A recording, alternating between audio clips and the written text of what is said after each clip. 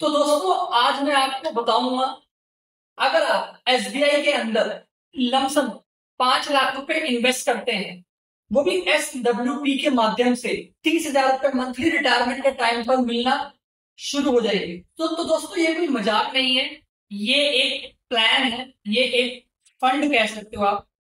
तो यहाँ पे मैं आपको पूरा कैलकुलेशन के हिसाब से बताऊंगा किस तरीके से आप अपने रिटायरमेंट की प्लानिंग कर सकते हैं। वैसे तो पेंशन स्कीम जो होती है वो नेशनल पेंशन स्कीम NPS या फिर इंश्योरेंस कंपनीज के थ्रू भी अगर आप जाते हो तो वहां पर भी आपको एन्युटी प्लान जो होते हैं वो मिलते हैं, प्लस सीनियर सिटीजन की सेविंग स्कीम्स वो भी अवेलेबल है। लेकिन जो ये तीनों मैंने आपको बताए हैं, इन तीनों के अंदर आपको एक निश्चित टाइम पर पैसा मिलना स्टार्ट हो जाता है, लेकिन इसमें जो इंटरेस्ट मिलता है, इंटरेस्ट रेट जो रहता है वो 6% से लेकर 8% तक रहता है।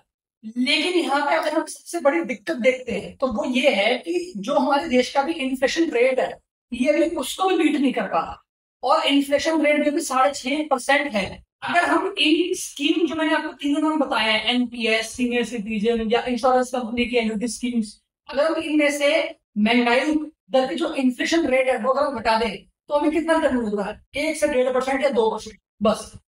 तो मतलब जो आपको पेंशन मिलेगी वो काफी कम मिलेगी अगर हम इन्फ्लेशन के हिसाब से देखते हैं।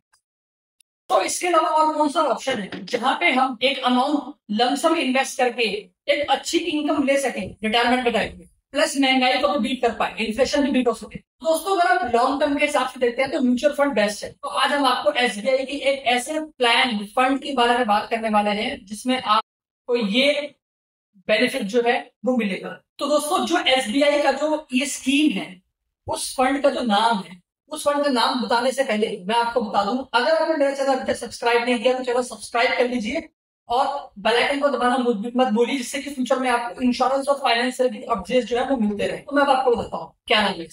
तो गाइस SBI का जो फंड है, इस फंड का नाम है SBI health care opportunity fund direct plan growth. पिछले 1 साल के अगर रिटर्न की बात करते हैं तो 21% रहा है, और पिछले 3 साल के रिटर्न की बात करते हैं तो 25.5% तक रहा है।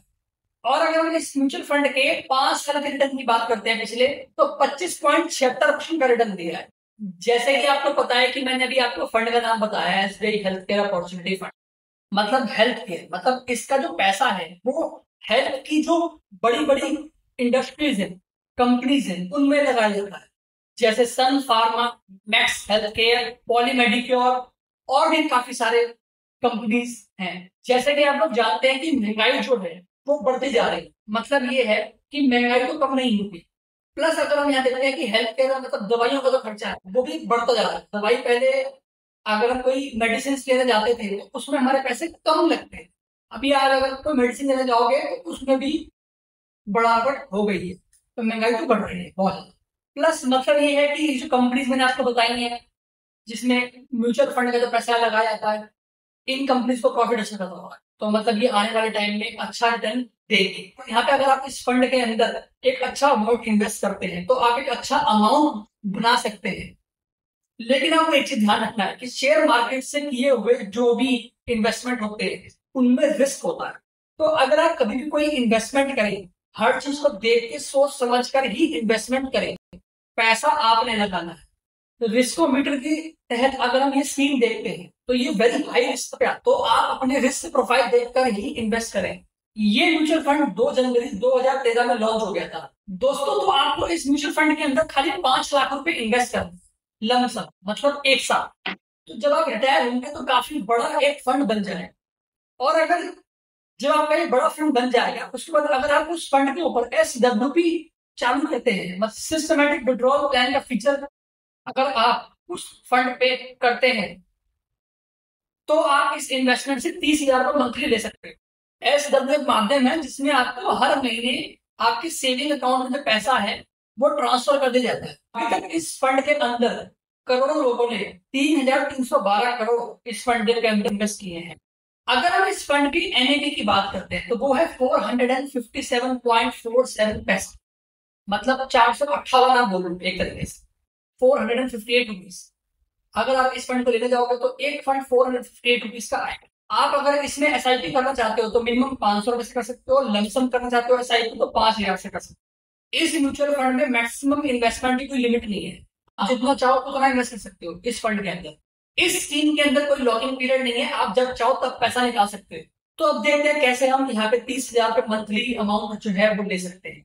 जैसे मैंने आपको पहले बताया था कि 5 लाख रुपए आपको इन्वेस्ट करने होंगे लमसम एक बार, और 30,000 रुपए की प्रति महीने की इनकम जो आपको रिटायरमेंट के टाइम पे मिलना चालू हो जाएगी। तो सबसे पहले इस म्यूचुअल फंड के अंदर यहाँ पे 5 लाख रुपए लमसम मतलब एक साथ इन्वेस्ट करके 30 लाख रुपए का फंड जो है वो बनाना हो। तो यहाँ पे अगर हम इस फंड के अंदर 5 लाख रुपए इन्वेस्ट करते हैं और 30 लाख रुपए तक हम बनाने की सोच रहे हैं, तो यहाँ पे हम एक्सपेक्टेड रेशियो जो है रिटर्न का जो रेशियो ले रहे हैं वो ले रहे हैं 18%। 18% के हिसाब से आपको 5 साल के बाद जो फंड बनेगा, जो आपने 5 लाख रुपए लगाए थे, वो आपको 5 साल के बाद जब आप इस फंड को देखोगे 18% के हिसाब से, तो वो आपका बनेगा 11,43,880 रुपए।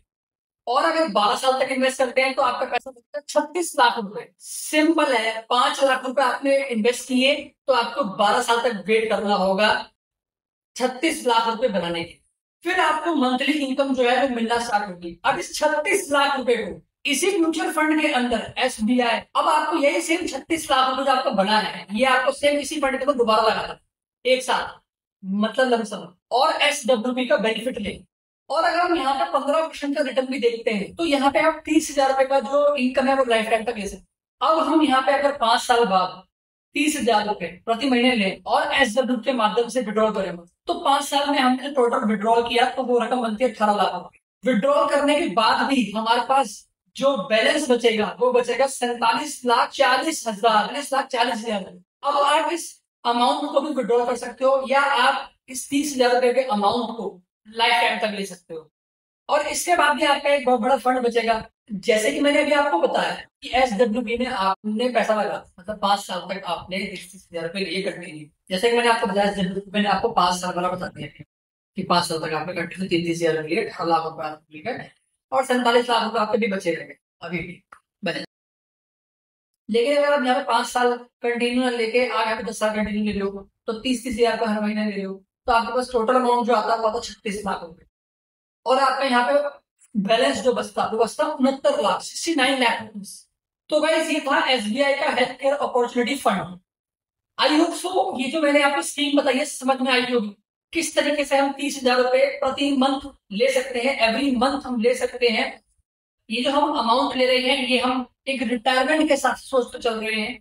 तो आप अगर यहाँ पे कोई इन्वेस्टमेंट देख रहे हैं रिटायरमेंट के हिसाब से तो आप इसमें कर सकते हैं, लेकिन आप एक चीज का ध्यान रखिए, कभी भी आप कोई म्यूचुअल फंड के अंदर इन्वेस्ट करें या आप कोई भी शेयर मार्केट में भी अगर आप इन्वेस्ट कर रहे हो तो वहां पे आपका जो रिस्क होता है वो काफी हाई होता है। तो अपने बजट, अपनी रिस्क फैक्टर को देखते हुए ही आप इन्वेस्ट करें।